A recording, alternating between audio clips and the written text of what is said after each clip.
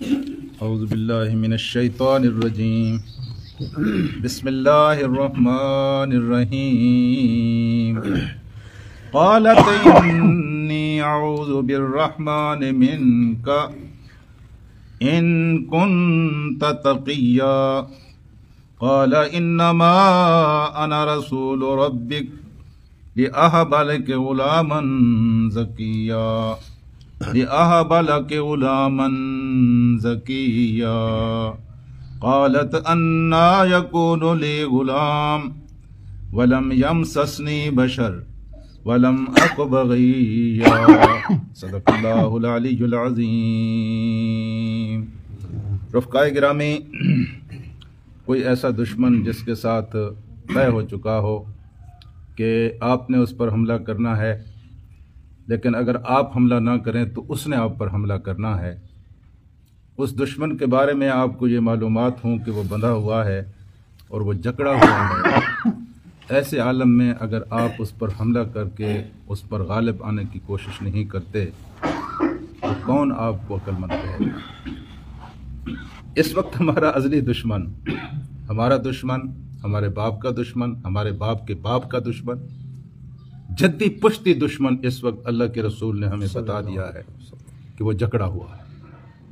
اگر اس وقت ہم اس کے اوپر حملہ کر کے اس کے اوپر غالب نہیں آتے تو پھر ہم جیسا بے وقوف بھی کوئی نہیں ہے اور ہم جیسا بد نصیب بھی کوئی نہیں۔ آپ کو خبر ہو کہ کوئی سب سے زیادہ اچھی جگہ جہاں سے آپ کو سونے کی سلیں ملنی ہیں، اچھی جگہ وہی ہوتی ہے جہاں اقتدار ہو۔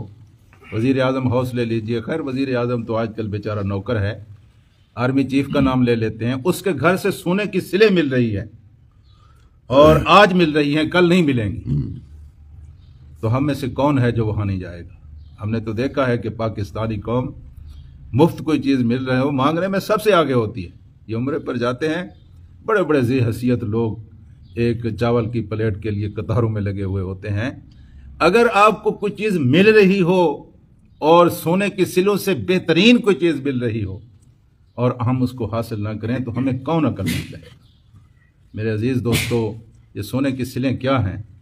اللہ تعالیٰ نے جنت میں آپ کے لیے سونے کے محل بنائے ہوئے ہیں اور اس وقت اس کے دروازے کھلے ہوئے ہیں۔ یہ انہوں نے خبر دی ہے جنہوں نے کبھی جھوٹ نہیں بولا۔ کوئی اگر اس کو شک کی نظر سے دیکھتا ہے تو وہ اپنے ایمان پر غور کرے۔ جنت کے دروازے اس وقت کھلے ہوئے ہیں، کھلے ہوئے دروازوں میں اگر ہم داخل نہیں ہو سکتے تو ہمیں عقل مند کون کہے گا؟ آپ کسی ایسے راستے سے گزر رہے ہوں جہاں چور ہوں، ڈاکو ہوں، سانپ ہوں، بچو ہوں، سیلاب آیا ہوا ہو اور آپ کو پتا ہو کہ آج صرف میں گزر گیا تو گزر گیا، کل اگر گیا تو کل وہاں سانپ ہوگا، بچو ہوگا، سیلاب ہوگا۔ عقل مند آدمی تو اس سے فائدہ اٹھاتا ہے اور اس گزر جاتا ہے اس فرصت سے۔ میرے عزیز دوستو، یہاں خطرناک سے خطرناک ترین جگہ بھی ہو سکتی ہے، وہ جہنم سے زیادہ خطرناک تو نہیں ہو سکتی۔ اس وقت جہنم کے دروازے بند ہیں اور اس سے ہم سب نے گزر کے جانا ہے، سب نے پلسرات سے گزرنا ہے اور پلسرات کے نیچے جہنم ہوگی۔ اس وقت محفوظ راستہ ہے، جہنم کے راستے بند ہیں۔ یہ بھی کس نے خبر دی ہے؟ میرے پاک رسول نے صلی اللہ علیہ وسلم۔ اگر ہم اس سے فائدہ نہیں اٹھاتے تو ہم سے زیادہ بے عقل کون ہوگا؟ میرے عزیز دوستو، رمضان کے حوالے سے اس یاد دہانی کے بعد اب میں آپ کے سامنے وہ سبق رکھتا ہوں کہ جب کائنات کی سب سے زیادہ اللہ کے نزدیک محبوب ترین خاتون سیدہ مریم، صدیقہ مریم، گھبراہٹ کے انتہائی مقام پر ہے، حجرے میں بیٹھی ہوئی ہیں، ایک نوجوان تنہائی میں ان کے سامنے آ کھڑا ہوا ہے اور اس وقت کیا کیفیت ہوگی آپ اپنے اوپر قیاس کر کے دیکھ لیں کہ کس کیفیت سے دو چار ہوئی ہوگی بیوی۔ ہاں جی، تو اس کیفیت سے وہ دو چار ہوئی اس لیے کہ دیکھیے یہ کیفیت بالکل اسی طرح کی کیفیت ہے کہ درخت کے نیچے آپ سوئے ہوئے ہیں اور پھر کوئی دشمن ہے، اس کے ہاتھ میں تلوار ہے اور وہ اپنے پاؤں سے آپ کو جگاتا ہے، آپ آنکھ کھولتے ہیں تو تلوار اس کے ہاتھ میں، اور وہ کہتا ہے کہ تجھے کون بچائے گا، تجھے اب مجھ سے کون بچا سکتا ہے؟ تو ایمان تھا تو جواب کیا آیا؟ مجھے میرا اللہ بچا سکتا ہے۔ ٹھیک ہے جی، بالکل یہاں یہی کیفیت ہے۔ ایک انسانی جان کا قتل جو ہے وہ نسبتاً ہلکا ہے جب انسان کے کردار اور انسان کی عصمت کا قتل ہو رہا ہو۔ جی، सैयदा महसूस कर रही है कि नौजवान आ गया है और यहां मुझे कोई दूसरा बचाने वाला नहीं है, और ये कत्ल से भी बड़ा मरहला है जो दरपेश है। तो फौरन घबराकर सैयदा फरमाती हैं, कालत इन्नी अऊज़ु बिका, कहने लगी कि मैं पनाह मांगती हूं बेका तुझसे, बिर्रहमान अऊज़ु बिर्रहमान, रहमान की पनाह मांगती हूं, मिनका तुझसे, इन कुंता तक़िया, अगर तू डरने वाला है, अगर तू मुत्तकी है तो मैं तुझसे अल्लाह तबारक व तआला की पनाह मांगती हूं। पैगाम क्या मिला है कि जब इंसान को महसूस हो कि मेरा किरदार और मेरी इस्मत खतरे में है, तो उस वक्त अल्लाह तबारक व तआला से बढ़कर पनाह देने वाला कोई नहीं है। अल्लाह से पनाह मांगे, अल्लाह तबारक व तआला आपको। दूसरी बात ये रखें मेरे दोस्तों अपने जहन में कि इंसान के नजदीक सबसे कीमती मता उसकी इस्मत है और उसका किरदार है। ये एक दफा जब दागदार होता है ना, जिस तरह शीशा टूटता है तो फिर जुड़ता नहीं है, लेकिन अगर जुड़ भी जाए तो उसमें दरार बाकी आ जाती है, निशान बाकी पड़ जाता है। इस तरह जब इंसान का किरदार दागदार हो जाए और इंसान अपनी इस्मत को दागदार कर बैठे, बेशक वो तौबा भी करता रहे, अल्लाह माफ करने वाला है, माफ भी कर देगा, लेकिन ये निशान पड़ जाता है किरदार के ऊपर। ये सबसे ज्यादा कीमती मता है, और ये इतनी कीमती मता है, ये सैयदा ने इसी मता की हिफाजत करते हुए अल्लाह के यहाँ महबूबियत का वो मकाम हासिल फरमाया कि अल्लाह ताला ने गवाही दी, आसनत फरजहा, ये वो खातून है जिसने अपने किरदार की हिफाजत की, अपने शर्मगाह की हिफाजत की। काला इन्ना माना रसूल रब्बिक, देखिए अल्लाह ताला नबलुवन्नकुम बिल खौफ बिशई, हम आजमाते हैं इंसानों को, खौफ से आजमाते हैं, लेकिन थोड़ा सा आजमाते हैं अपने बंदों पर। इस आजमाइश को बड़ा नहीं करते, लंबा नहीं करते। अब सख्त घबराहट के आलम में, जब घबराहट इतनी हो गई तो फौरन बोल उठे, अना रसूल रब्बिक, मैं तेरे रब का रसूल हूं। मैं किसी बुरे नियत से नहीं आया, मैं किसी बुरे इरादे से नहीं आया, मैं तेरे रब की तरफ से भेजा हुआ एलची हूं, मैं उसका पैगाम लेकर आया हूं। और फिर आगे कहने लगे, मैं ले अहबाला के गुलामन ज़किया, और मैं इसलिए आया हूं कि मैं तुझे गुलाम ज़किया, एक पाकबाज, एक फकीज़ा बेटा अता करूं। सुभान अल्लाह। पहले देखें खौफ का इंतहाई मकाम है, यहां फिर हैरत का इंतहाई मकाम है। यहां ये यानी आप भी सुन रहे तो आप भी हैरान है कि एक खातून जिसकी शादी नहीं हुई, एक खातून जिसको किसी बशर ने हाथ नहीं लगाया, छुआ नहीं, किसी ने हाथ नहीं लगा, किसी ने छुआ नहीं है, और उसको कहा जाए कि तेरा बेटा हो जाएगा। सख्त घबराहट जहां थी वहां हैरानी ने आकर उस मकाम पर ला खड़ा किया। लेकिन इस फिक्रे से शिर्क व बिदअत का एक दरवाजा भी यार लोगों ने निकाल लिया है।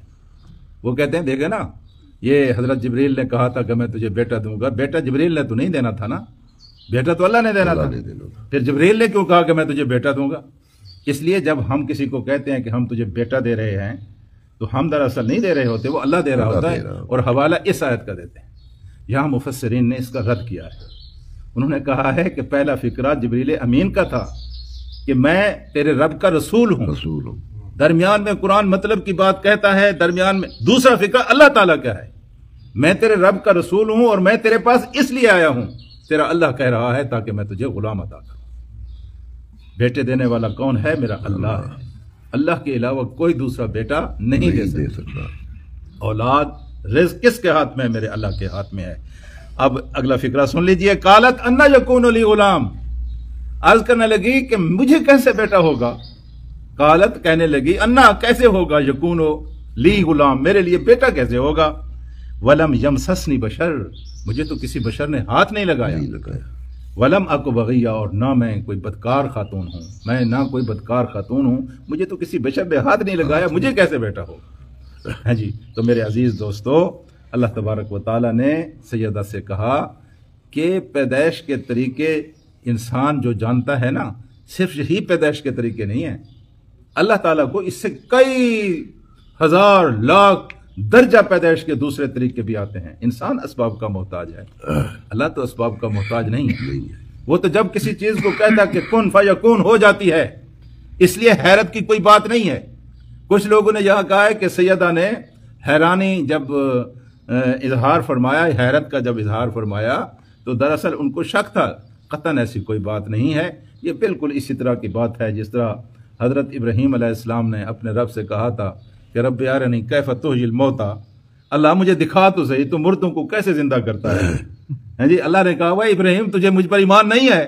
تو حضرت ابراہیم نے کہا وَلِكِلِّ يَطْمَئِنَّ قَلْبِي، یہ میں اس لیے عرض کر رہا ہوں تاکہ میرا دل مطمئن ہو جائے. پھر اللہ نے کہا کہ 4 پرندے لے لے اور ان کو اپنے آپ سے مانوس کر لے، پھر ان کی بوٹیاں کر، پھر ایک ایک بوٹی کو ایک ایک پہاڑ کے اوپر رکھ، ثم ادعهن، پھر اس کو بلا، یاتینک سعیا، وہ تیرے پاس دوڑتے ہوئے آ جائیں گے. اس طرح حضرت ابراہیم علیہ السلام کو جو حیرت ہوئی تھی اللہ تعالیٰ نے اس کو یہاں بھی بالکل وہی کیفیت. سیدہ نے کہا کہ مجھے کیسے بیٹا ہوگا، نہ میری شادی ہوئی ہے، نہ میں بدکار خاتون ہوں، نہ کسی مرد نے مجھے ہاتھ لگایا ہے، مجھے کیسے بیٹا ہوگا. انہوں نے اپنے علم کے مطابق ٹھیک کہا تھا، بشر اس طرح ہی سوچ سکتا ہے جس طرح انہوں نے سوچا تھا. لیکن پھر رسول ربک، تیرے رب کے رسول نے ان کو آ کر سمجھایا بھئی یہ اللہ کے فیصلے ہیں، اس طرح ہونا ہے، اور پھر اس طرح ہو کے رہو. اللہم صلی علی سیدنا و مولانا محمد و علی آل محمد کما صلیت علی ابراہیم و علی آل ابراہیم انک حمید مجید. اللہم بارک علی محمد و علی آل محمد کما بارکت علی ابراہیم و علی آل ابراہیم انک حمید مجید. اے اللہ ہمارے گناہوں کو معاف فرما، اللہ پاک ہماری غلطیوں سے درگزر فرما. اللہ تبارک و تعالیٰ دین و دنیا کی بھلائیاں نصیب فرما. اللہ دین و دنیا کے ہر قسم کے نقصان سے محفوظ فرما. اللہ دین کا صحیح فہم عطا فرما اور اس کے اوپر عمل کرنے کا حوصلہ نصیب فرما. اللہ رزق حلال عطا فرما، پریشانیوں سے نجات نصیب فرما، قرضوں اور مرضوں سے بچا. اللہ تبارک و تعالیٰ توفیق وافر نصیب فرما. اللہ رمضان کی سعادتوں سے کما حق ہو مستفید ہونے کی توفیق عطا فرما. اللہ تبارک و تعالیٰ ہمارے والدین کی مغفرت فرما. اللہ ہمارے بچوں کو نیک اور صالح بنا. اللہ فلسطین کے مظلوم مسلمانوں کی نصرت و امداد فرما. اللہ تبارک و تعالی ہمیں تا دم مرگ اس قرآن کا استاد یا شاگرد بنے رہنے کی توفیق عطا فرما. وصلی اللہ تعالی علی خیر خلقہ محمد و آلہ وصحبہ اجمعین. لا الہ الا اللہ محمد رسول اللہ.